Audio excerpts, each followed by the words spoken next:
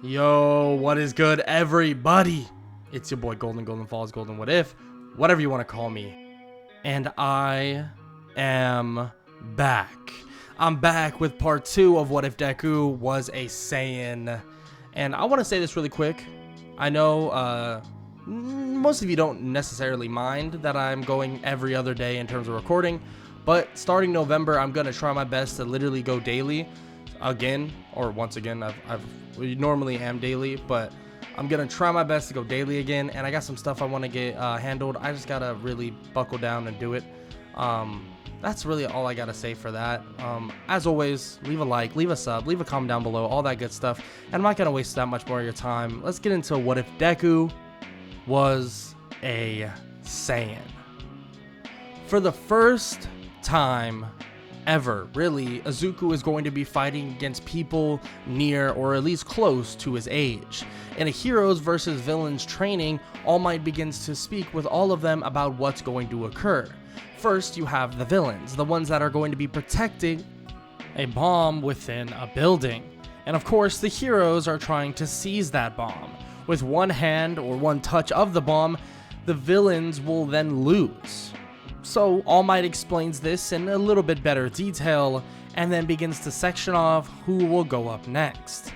Starting off with the hero team, it's Izuku and Ochako Uraraka, and the villain team is Katsuki Bakugou and Tenya Ida.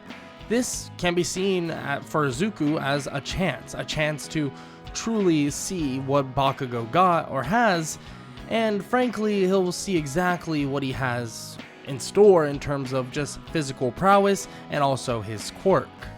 With that said though, they are given 5 minutes to plan, and the planning phase is relatively basic. Izuku brings up the fact that he's just going to go in there and beat them up, Ochako questioning if they should at least figure something else out. Izuku tells her that he could win immediately if he so chooses, but that's not what he wants. They could just fly up there and see where the bomb is, and then touch the bomb.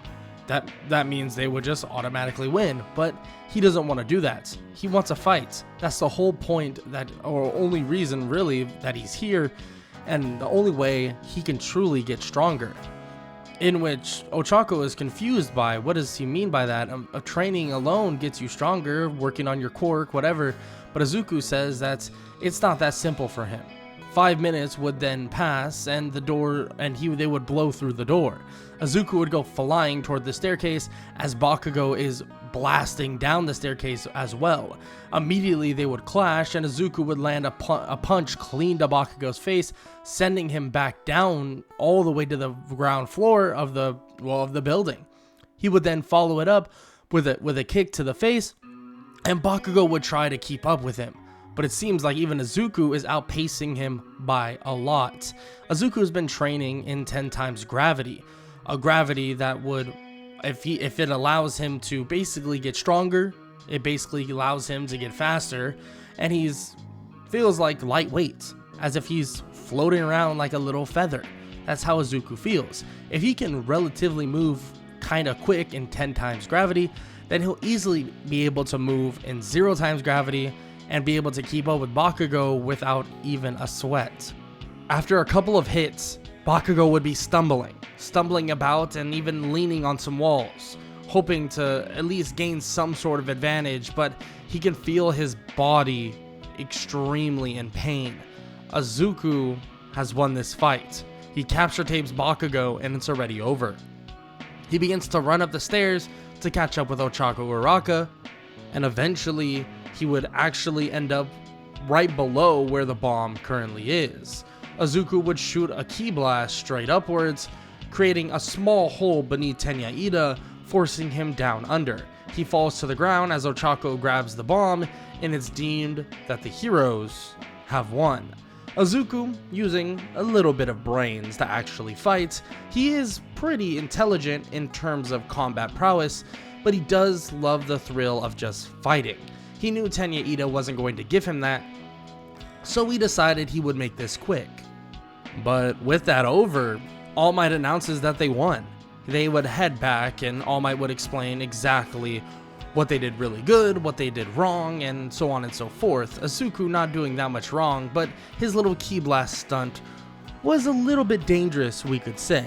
Of course, if he messed up even slightly, the bomb could have detonated and exploded the whole building, and let's just say that's not the best result you want, but luckily it didn't happen. And the bomb was in completely safe distance, and also the bomb wasn't technically an actual bomb. In terms of the Bakugou and Tenya side, they get it, they hear exactly what they did wrong and what they could have done right, but it's nothing that not much to be ashamed of, you could say. And Izuku hears the criticism and takes it to heart, especially from All Might himself. This is somebody that Izuku looks up to, someone that Izuku wants basically to be like, at least be as strong as, even stronger. Izuku thanks him for the advice, and everyone heads off to Recovery Girl just in case if they need to be patched up a little bit more. Bakugou, on the other hand, would begin to question Izuku like crazy, where he's come from and basically what he is exactly. He knows that he was that giant ape, that monkey, and he had to have been. He's too familiar, his strength is too familiar, and it just makes sense. Izuku does have a stub of a tail that used to be there, but that tail is no longer there. The stub is barely in sight. You could really barely see it even if you looked extremely close. But Bakugou has his suspicions, saying that he'll uncover whatever is going on soon, but Izuku doesn't really mind. He doesn't really care at all. Of course, UA wants to keep this a secret because he's, well, an alien, and the whole giant ape incident just was a whole thing about he totally had a quirk that allowed him to do such a thing, but it got toned down. We all know this not to be true. Izuku is from a warrior race, a prideful warrior race at that, called the Saiyans, from a planet really, really far away, and he was sent here as a baby. But that's not what anybody exactly knows. Izuku would continue on with whatever he needs to, and the end of the day would eventually arrive after everyone was done with their training. And the next day obviously would arrive, and Izuku of course stays at UA, continuing getting ready and training himself throughout the free time that he has.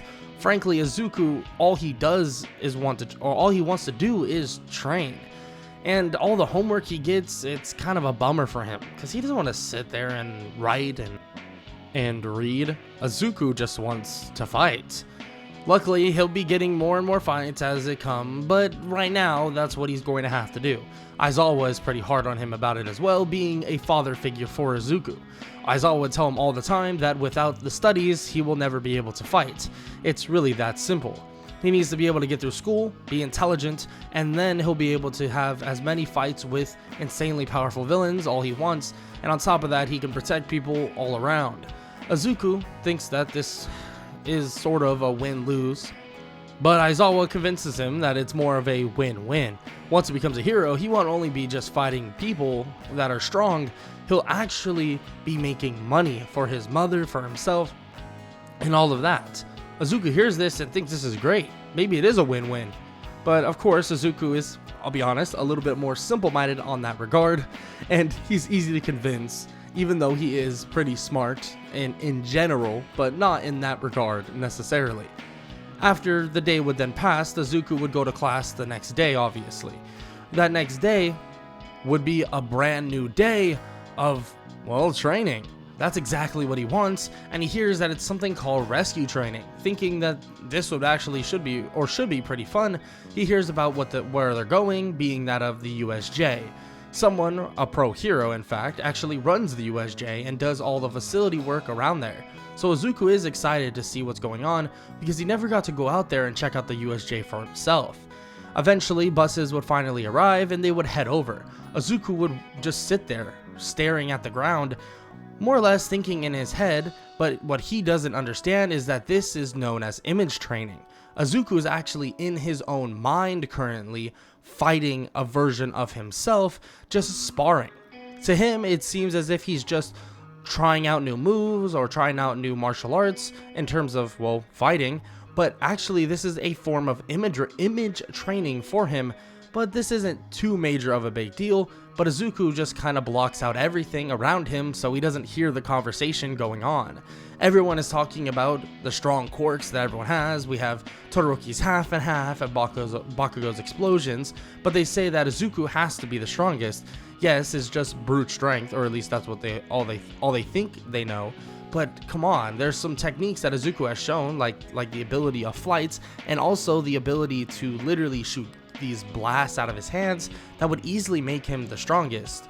Bakugou says that just can't be true. I mean, he wasn't actually gifted with proper powers, saying that these are not quirks, these are just him. He's not actually a person that has quirks, he's something entirely different, more like a monster in fact. Of course, Izuku would then eventually wake up out of this image training, not really knowing what even was talked about. And people would ask what Izuku thinks. He would then say that he has no idea what they're talking about at all, as they would arrive at the USJ. He would have no interest in even really chatting about who he thinks is the strongest, because it's pretty obvious that, for one, it's him, and that no one else can even really step up to him at this moment. He hasn't seen Todoroki really much, and the only time he has, he just sent a huge ice attack to more or less defeat his hero versus villain training.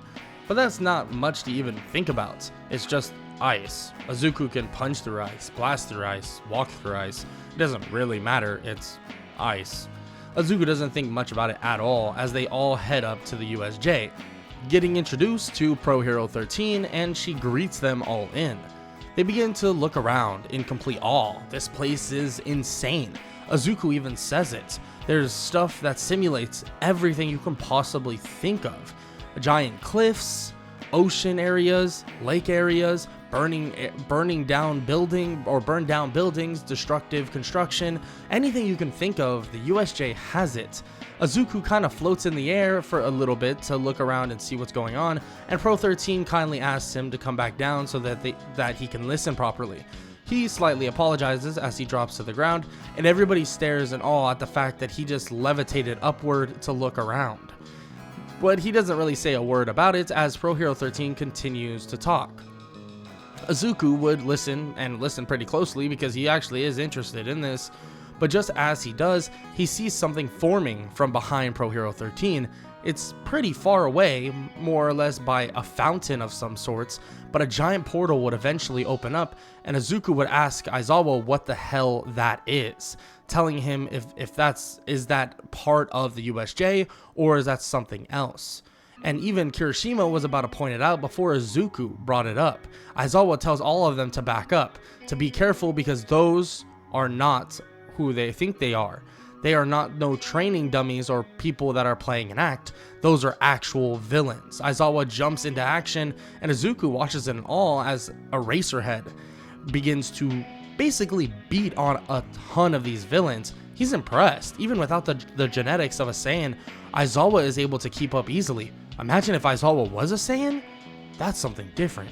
Izuku kind of shakes his head and basically goes back into normal and into the normal view of what's going on, and immediately he decides that he'll fly down and help Aizawa.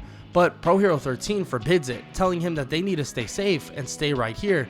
Izuku looks around to see a portal open up and basically try to consume them. Luckily, Izuku is able to slip away relatively quickly because of how fast he already is, but most of his classmates were taken away and the other half are stuck with Pro Hero 13.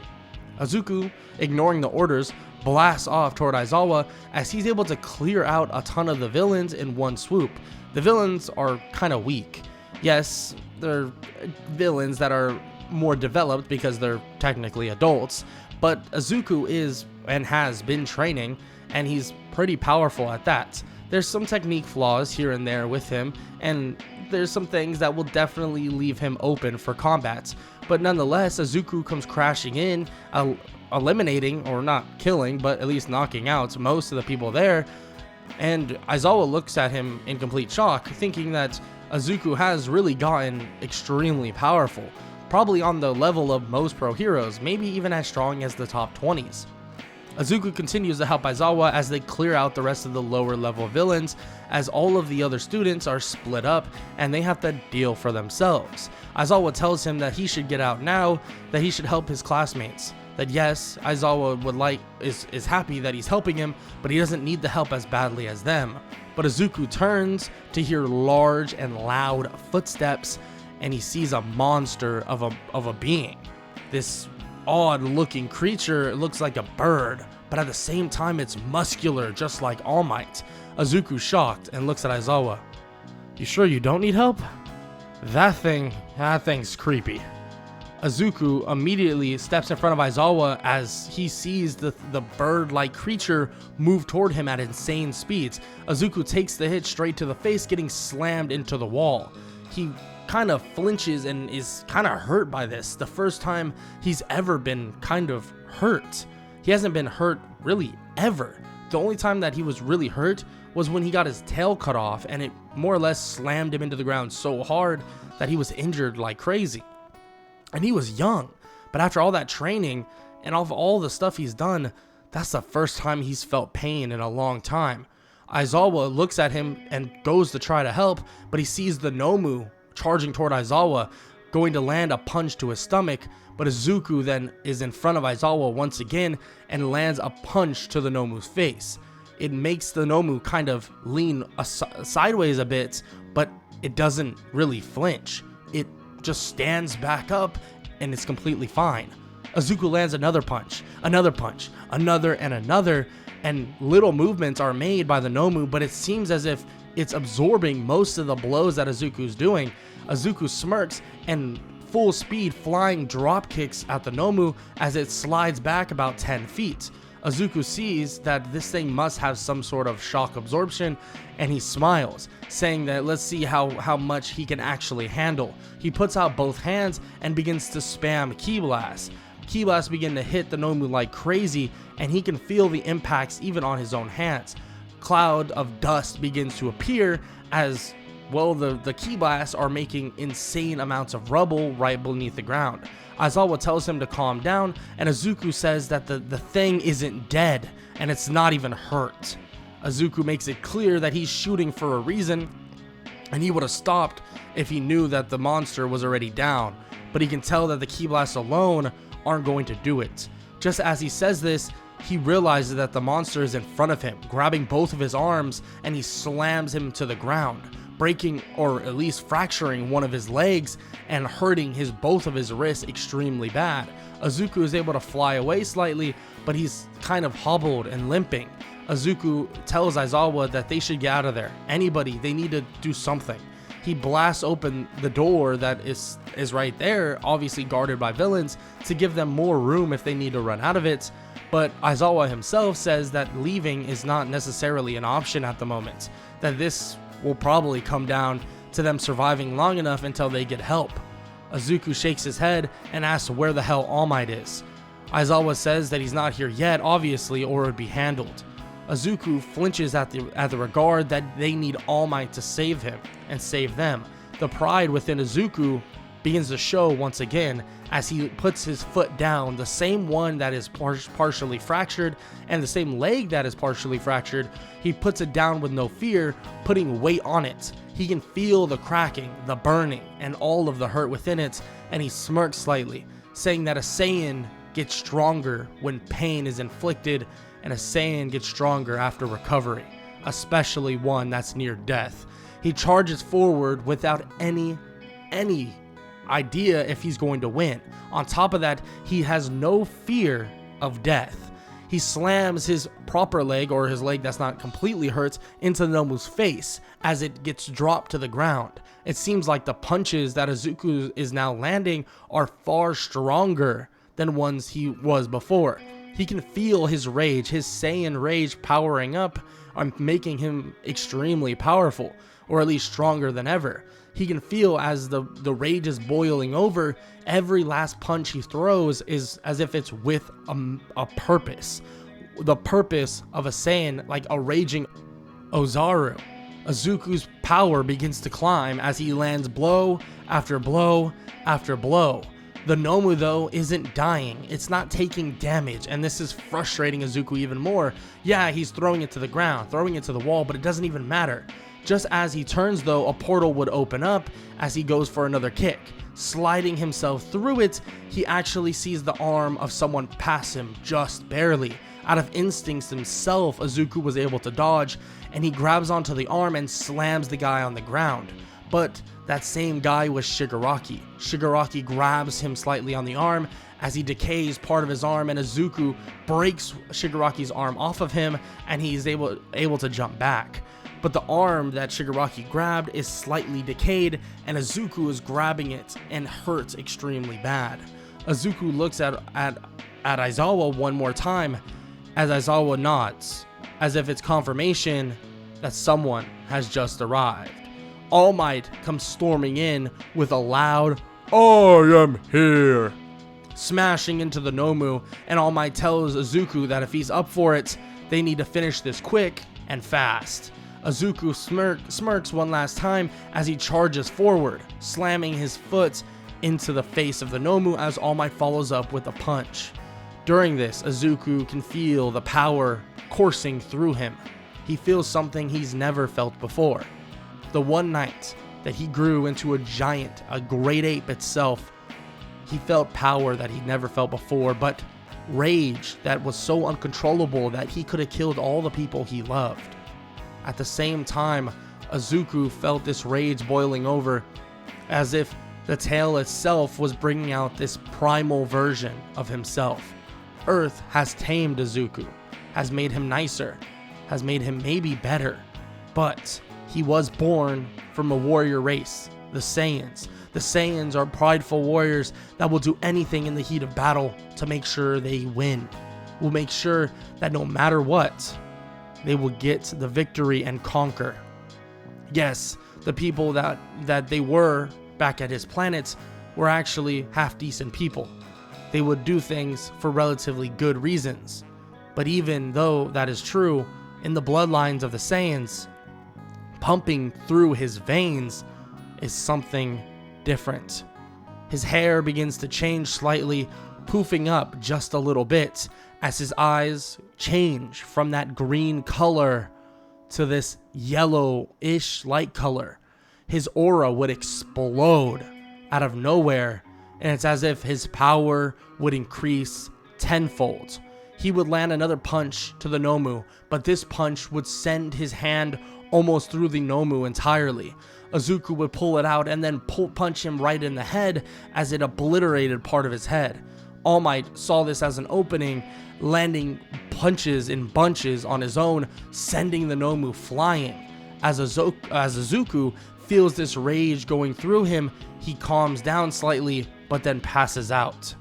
Izuku has unlocked a power of the mighty Ozaru, but in his humanoid form, in his form that isn't in a giant ape form, the Akari form, a form that is extremely powerful, giving a 10 times multiplier to his strength. But the only problem is he hasn't controlled it. He was able to more or less pull that form out because of this want for battle, because of the rage that was boiling over at the fact that he needed help from someone else to finish off a being. But he would, in his own head, be thinking, where did this form come from? How does this form even exist? He's not in great ape form, not in the giant monster or Ozaru form. How would that even exist? How does this stuff happen? Izuku, thinking about all of this, while basically knocked out cold in Recovery Girl's office, he sees a being in front of him though. Just as he's thinking about this, he sees a being that looks different. A massive person. Someone maybe even 7 foot tall. Bulky, extremely powerful, but at the same time, with a peaceful nature. He looks closely at him. His hair spikes up and the Akari form shows just like it did on him. The yellow eyes, the hair slightly spiked, and the insane, intense aura. But at the same time, he can hear. It's as if he can hear the voices within the mind of that Saiyan's head screaming, as if he's a primal creature just wanting to fight, fiending for his last meal. Izuku's confused at this. How? How is this possible? How are they able to channel the power of a monster within themselves? What kind of genetics, what kind of person is Izuku? Izuku watches on as it replays in his mind something that happened, well, in a whole different universe. A fight between that monster of a man, between seemingly Saiyans as well. But Izuku, as he sees the clash between these two Saiyans, they would disappear. Gone. And he would hear the voices around him telling him to please wake up. He wakes up, jolting out of bed, and he stands on the bed itself. He crumbles back to the ground because his leg is fractured in multiple places, but Recovery Girl says that he'll be just fine. Izuku looks at his hands, and All Might is glad to hear that he's A-okay. He asks what went down and what happened. Is it all true, exactly what he did? And of course, All Might assures him that everything he did was good. He helped everyone out, and he even showed off some power that maybe even surpassed someone like All Might. All Might says this and says he needs training, proper training. Yes, they've been training him at UA, but they don't understand him. They don't understand what he is. I mean, they have run tests and they have run this or that, but they don't get it. Maybe they're missing something. Maybe they need to know more. All Might says that there's some things coming up. They have the UA Sports Festival coming up really soon, but as he's saying this, he cuts him off. You didn't even tell me if everyone's good, okay? Is Aizawa okay? All Might, of course, says he is. He knows that he cares about Aizawa greatly, and Aizawa cares about him too, being that Aizawa is like his father figure. Izuku would deny this, saying that his father died long ago. But All Might knows that he's just trying to hide and be that prideful warrior that he thinks he is, or maybe even knows he is. All Might says that's fair enough, and says that yes, they're all okay, and that soon, and very soon, the UA Sports Festival is going to begin, somewhere and somehow for him to show off what he's capable of.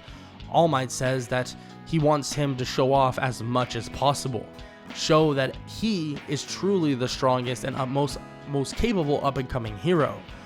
He says that he might not have the power of All Might himself, or maybe isn't a direct successor, but he can see Izuku as being that person that's next up to be the #1 hero. Izuku's shocked to hear this, but thanks for the compliments, and says that as long as everything goes according to plan, All Might says if he does extremely well, then he'll have an invitation to someone that he knows really well. Sir Night-Eye himself would love to work with someone of Izuku's caliber, and especially work with somebody that's out of this world. All Might would smirk and give him a little wink as he walks out. Recovery Girl says to not worry, that All Might knows and only the teachers know, but the students do not. Izuku says that there is nothing to worry about. He doesn't really care even if they know he's an alien. With that said though, Izuku shrugs off what's going on, and eventually he's all healed up and ready to go for the UA Sports Festival. And let's just say this little bit of a heal up, and not really little bits, he was pretty injured, gives him a good bit of a power boost, known as a Zenkai. Izuku not knowing exactly why he feels stronger after getting healed. That's something he writes down and eventually would tell Aizawa about what occurred. But with that said, Izuku's next step is the UA Sports Festival, then maybe even an internship with Sir Night-Eye. What will happen next? How will he do in the UA Sports Festival, and how will everybody react to it, the possible alien, by theory of many? How will people react to the prideful warrior, Izuku Midoriya, the last remaining Saiyan? Well, you'll have to find out. Find out in part 3 of What If Deku Was A Saiyan. And if you enjoyed, make sure to leave a like, make sure to leave a sub, make sure to leave a comment down below. I hope y'all enjoyed, and I hope all of y'all have an amazing day. Later.